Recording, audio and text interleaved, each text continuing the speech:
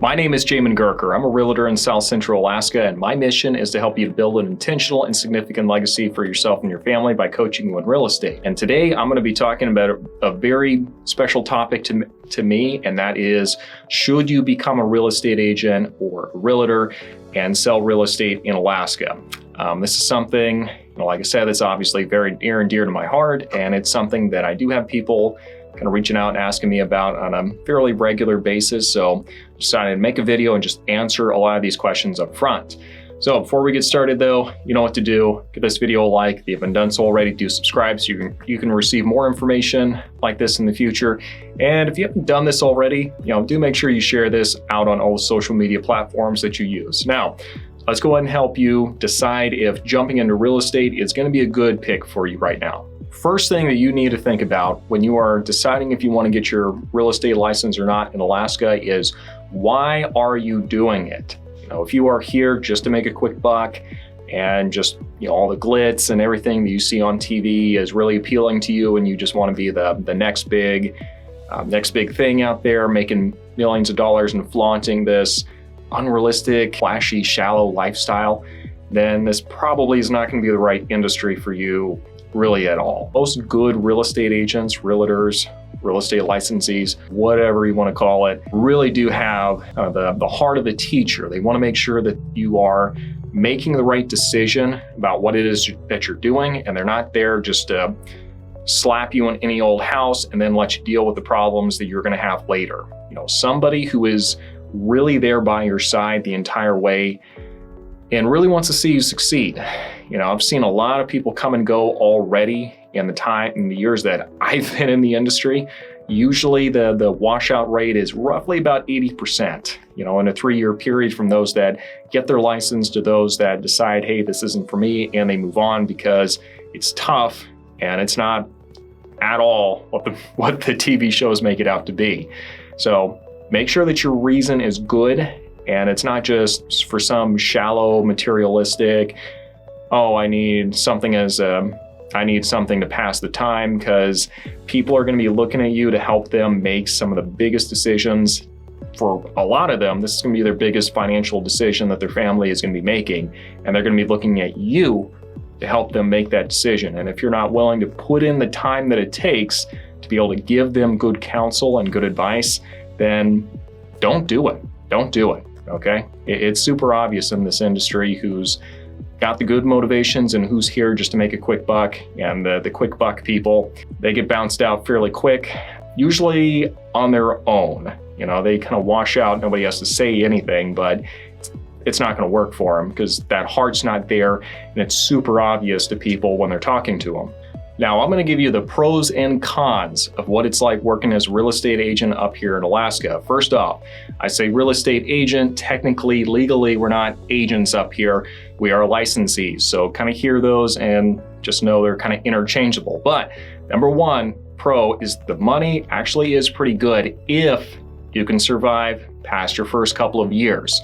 And this is where a lot of agents kind of wash out, because most of them are going to go within the first 3 years or so. They're going to realize, hey, this isn't for me, and they'll kind of go their own separate way if it's not working out for them. But if you can stick with it and you've got a good system and a good vision that you're pushing towards, then you can actually make a pretty decent income. Now, keep in mind, you know what? No, I'll save that for another time in the video.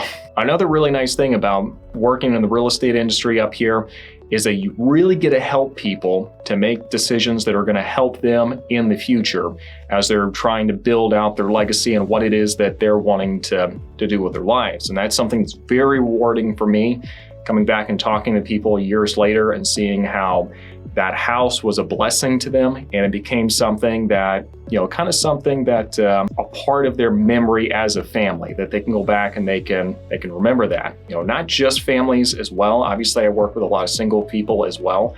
So that becomes a part of their memories as well, their life, and becomes interwoven with their entire legacy that they're leaving behind. So that's another thing. You get to help people make those decisions that are going to help them to build that legacy in the future. The third nice thing about working in real estate is you do get to decide what your schedule is going to look like. Now, before you get too excited, usually all this means is that you work way more overtime than you would normally. So do keep that in mind. If you're coming from a W-2 job, the 8 to 5, something like that, usually that's not going to hack it in real estate. Sometimes you can get a business set up to where it more or less works that way, but usually you're going to be working some kind of crazy hours in there, and that just is what it is. But yes, technically, you do have freedom around your designing your schedule. Number 4 is you get to decide who you work with. I have had a number of people where I've just been talking to them, they're giving me really bad feelings, and I just decide, hey, this isn't a good match and we're not going to work together. I know that sounds crazy as a realtor because, you're supposed to work with everybody and everyone's supposed to like you. Nope. If I see this is clearly going to be a wrong fit and our values are not the same at all, our level of our standards and how we treat people are going to be completely different, then I'm going to let you go. I'm going to wish you the best and just let you go. Let someone else have that headache. Now, number 5 is really cool. In Alaska, you can use your commission from representing yourself as a down payment for a house that you are buying yourself. So what this means is that, like last year, bought an investment property here in Eagle River as a fourplex. By the way, it was one of only 2 that sold in the entire Eagle River. So your boy jumped in there and made it happen. But I was able to use what would have been my commission for representing myself and just use that as a down payment. So that's really awesome because essentially you are just, creating capital out of thin air. So that's pretty nice. And number 6 kind of goes in line with that, and that is that you do have the ability to really get a good sense of the market and see where the deals are and where they're not. If you're into investments, this is awesome because you can see very quickly, okay, is this a deal? Is it not? Okay, I know, past couple of years, blah, blah, blah, this area, this one's really good, and we get it, we'll rent it out for that. It's obviously going to be a good deal, little elbow grease, but not bad, and we want to move on it, go. And you've got a leg up on a lot of other investors who might not already be working in the industry. So that is really nice. And if you're a real estate agent and you're not investing, I question some of your life decisions and you need to get serious about investments. All right, before we jump into the cons, let's take a break here real quick. For those of you who've been watching for a while, you do know that I host a podcast and I have a relocation guide for those of you who are considering moving up here. For those of you who want to take a listen to the podcast, do make sure you go check that in the link down below. It's where it's called Alaskan Journey, where I interview people who are already living up here and talk about what it's like living up here.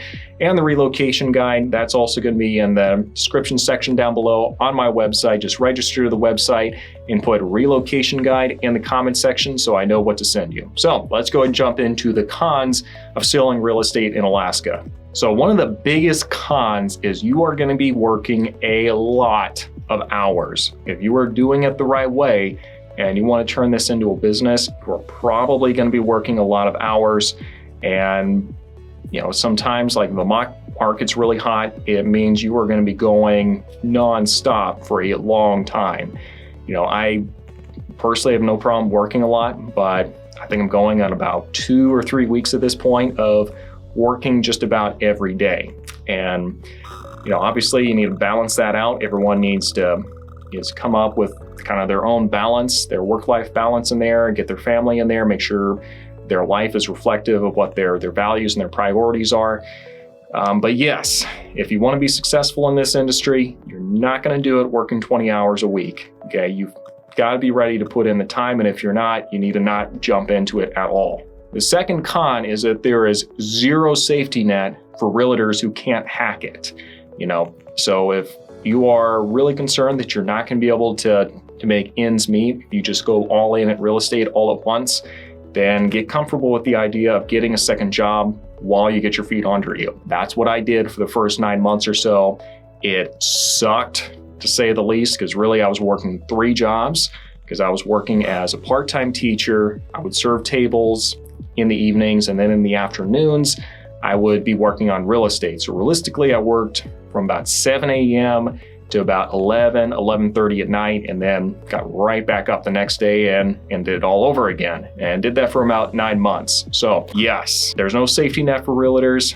Expect that you're probably going to be working some kind of part-time job if you don't have a big nest egg saved up to where you can just go 6 months without getting any kind of a paycheck.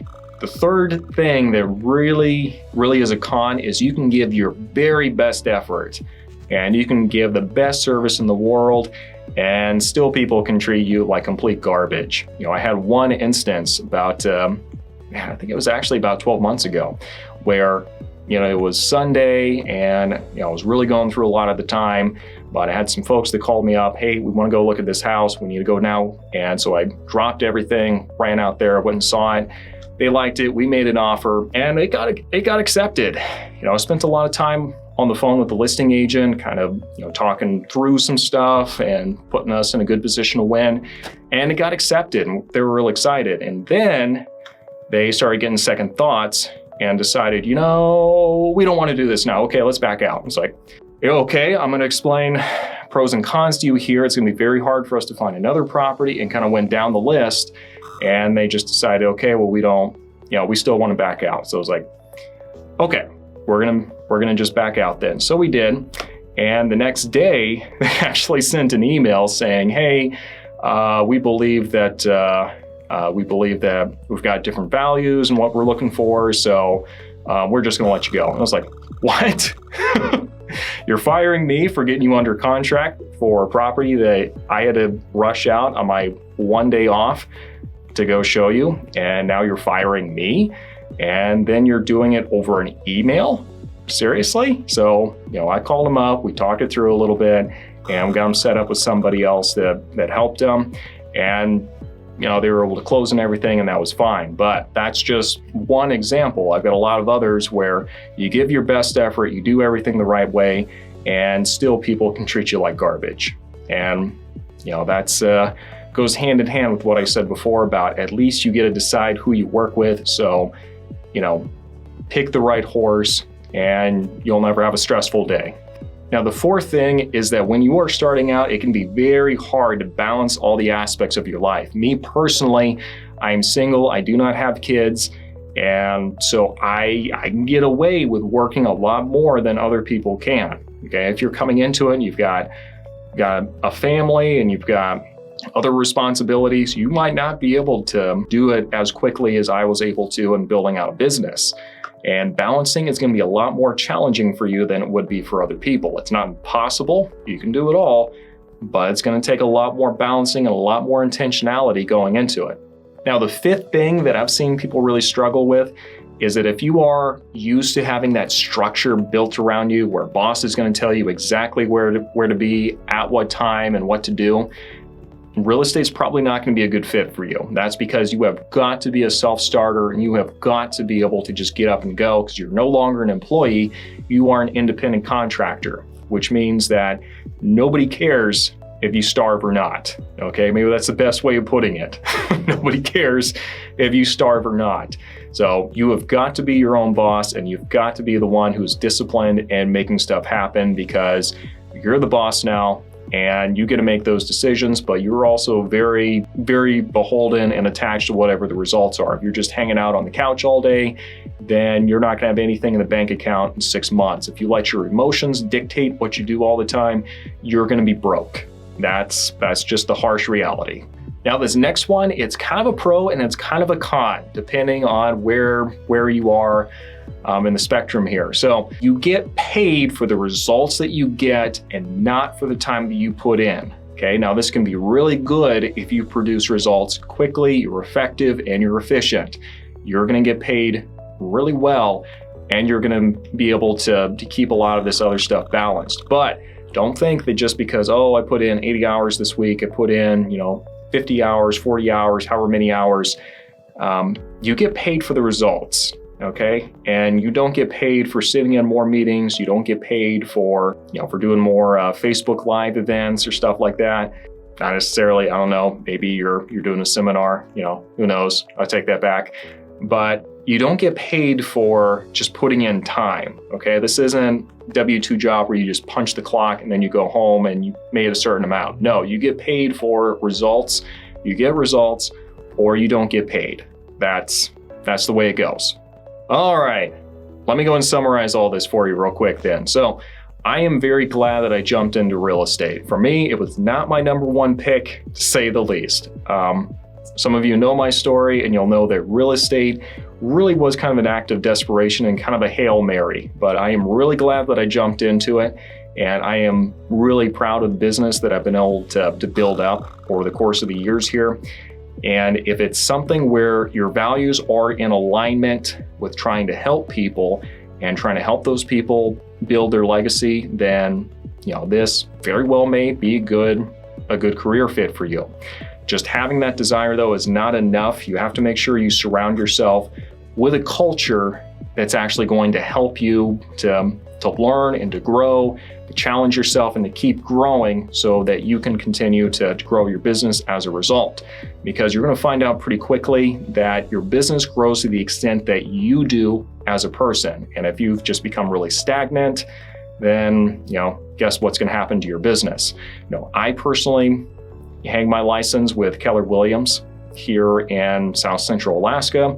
Great decision because, I work in an office where literally it's the top producers in the state just all around me, and I can go ask them questions at any time and they can give me feedback very quickly, and I can provide better service because I can learn things so much faster and I don't have to make a lot of mistakes that other people already made. So that's why I decided to work with Keller Williams. They're an awesome company. They're very, very supporting. If you're starting out, they've got a ton of training.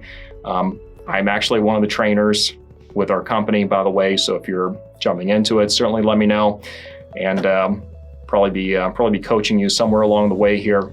So I sure hope this was useful. If you are thinking about jumping into real estate, then certainly do feel free to reach out to me, give me a call, shoot me a text, reach out to me on Facebook, reach out to me on Instagram, whatever is more convenient for you. Links for all that stuff is going to be down below. So feel free to reach out and let's talk and see if this is going to be a good fit for you.